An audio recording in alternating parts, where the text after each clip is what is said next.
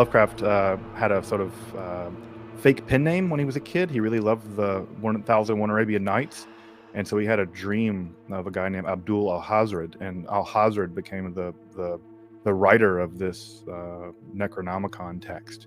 And so Lovecraft himself conjured it from dreams and all kinds of things. And some of the quotations in Lovecraft's stories are pretty spooky and terrifying even, but that's basically where it comes from. It's a literary deceit invented by H.P. Lovecraft.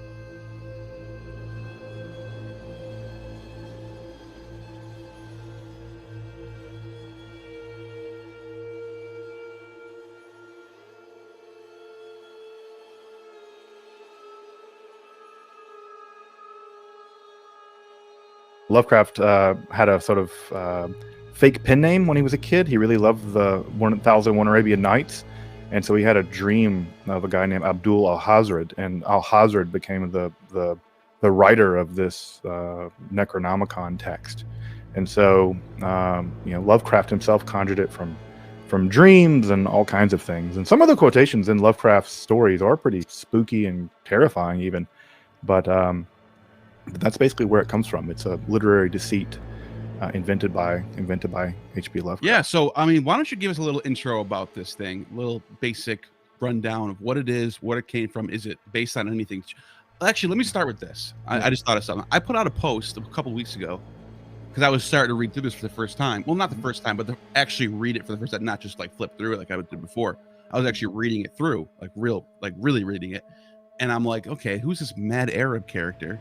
I'm looking at the back of this thing and it's like, oh, they didn't believe he was real, this, that, and the third. So I'm thinking maybe this guy's based off something real in history. I'm like, okay, whatever. And I put a post up and you were like, just so you know, he's not real. I was like, oh, I want him to be real so bad. Yeah, that's everybody wants there to be a Necronomicon. It's just like the thing. And in fact, people want it so badly they make it up. I mean, that's how badly they want it to be real, is that they make it real. It's so interesting. So yeah, it's a funny kind of thing that people conjure into existence. But yeah, it's I mean, so for folks that don't know, the Necronomicon is a literary fiction invented by H.P. Lovecraft, the early 20th century writer of weird fiction. Sort of the progenitor. Weird fiction sort of gave rise to like horror and sci-fi and kind of the mix of that. If you've ever read about Cthulhu or any of that stuff, if you've ever seen like tentacle monsters from other dimensions, that's sort of weird fiction in the guise of H.P. Lovecraft. But he invented it as a kind of deceit in his novels, where this tome, which in the actual stories of Lovecraft, the Necronomicon is like 1,000 pages long. It's a huge volume, much bigger than this little rinky-dink thing. And so he eventually would quote from it. Of course, these quotations are sort of made up. He would give a fake history for it. He would say it was translated by various people, like John Dee or whatever. And over time, it kind of began to function both in his stories, but also he had a network of friends who would also write these weird tales. They were published in various kinds of pulp fiction back in the day, and they started using it. And so it kind of got a life of its own, and eventually by over the course of the 20th century, people started making Necronomicons, writing them. And of course, the most famous one here is the Simon one, and this is the one if you've ever been to like an occult bookshop or Barnes & Noble, gone to the occult section or whatever, they're inevitably going to have this one. And this one we can get into sort of how it got written, but it's sort of a mishmash of H.P. Lovecraft stuff, some Aleister Crowley stuff that I know you've had Dr. Angelo Pucca on to talk about him a little bit, and also some Mesopotamian mythology. So they kind of mishmash it all together and make it into not exactly a workable system of magic.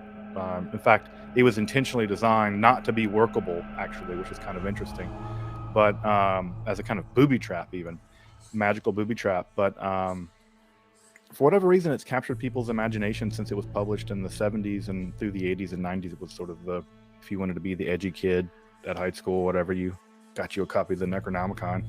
And but yeah, the Lovecraft had a sort of fake pen name when he was a kid. He really loved the 1001 Arabian Nights, and so he had a dream of a guy named Abdul Al-Hazred, and Al-Hazred became the writer of this Necronomicon text.